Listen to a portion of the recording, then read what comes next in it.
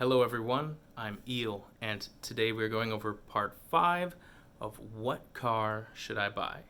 And I'm going to focus on the topic of fun. So, what is the most fun vehicle that you can own? What car should you buy? Well, my conclusion is that everyone should have at least one car that is going to be everything that they will ever need. And then, if you want a car that is fun or that you just love to drive, you should own it as a secondary vehicle. And I argue that for several reasons. Basically, just because you want to future-proof yourself and have a reliable transportation no matter what. If you have a fun vehicle, it might not be a reliable vehicle. It might be a vehicle that's being used and abused, as it should perhaps. But you want to make sure that you're never stuck just because your car is out or it's in the shop or something. So, if you already have that one vehicle that's going to be everything that you may ever need, what car is going to be the most fun? The answer is simple, and it's whatever you want. If there's a car that you're just fascinated about or that you see on the road and you're like, man, I would love to be driving that, you might be, like me, materialistic enough to always want that car. And so you should get it. Now, here's a few warnings. If you are looking at a brand new car that it has just been released, or an update to a car that you particularly like. It's 2022 right now, and we're going to start seeing 2023 models. Don't fall for it, okay? Because you have to think of it like this.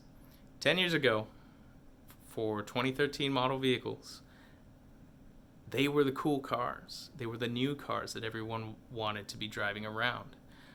Even if it was a less expensive vehicle, compact cars. Really popular one is like Camrys and Accords, Civics, Corollas, stuff like that. When they're fresh on the lot, they look and feel new. But if you look at a 2013 model vehicle or older, whatever, it just looks like an old car. So keep that in mind when you're dreaming after these brand new vehicles, that if you like it because it's new, remember it's not always going to be new. So as you scope out a dream car, or as you debate whether or not you should settle on getting something that you really like. Settle is not the word, but you know what I mean. Try to find something that is timeless. Try to find something that you can take care of, and you will like it when you first get it, and 10 years later, 20 years later, taking care of it, you still like that vehicle. This is why I think when you're shopping around for vehicles, you should make sure that you get something that you absolutely need. And if you're not a car guy or car gal, car person, then maybe that's all you need. You don't want to find yourself dumping tens of thousands of dollars into new vehicles just to feel like it's new. Instead, I encourage you to take care of the car that you already have. Now, you may not like the car that you have. You might have got a car just because it was convenient at the time, or it was handed down to you, whatever. But I encourage you to type in that year, make, and model of vehicle. Just put in a search engine, Google, whatever, and look at how people may have customized those vehicles, or what they look like when they're well taken care of. Perhaps a refresh on the interior or features and gadgets. You might find that people are enjoying the car that you are not enjoying because you're choosing not to take care of it.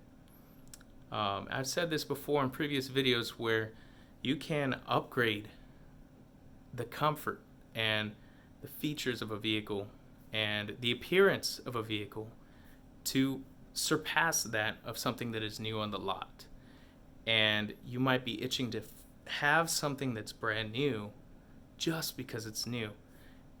And I want you to, I encourage all of you to reevaluate what you might be thinking about that and think, man, I'm probably going to have to get a car payment anyways. It's going to be a couple $100 or maybe half a grand or more, whatever, depending on your taste or pickiness. And then think, okay, what if I took that amount of money and poured it into the car I already have every month? What kinds of upgrades could that much money do to this vehicle? And how quickly would I have something that I really enjoy driving? So that's how I'm going to wrap it up for today. We'll probably talk about cars in the future, but if you're itching to get something new, think twice before you pull the trigger on a commitment like that. Think back in time.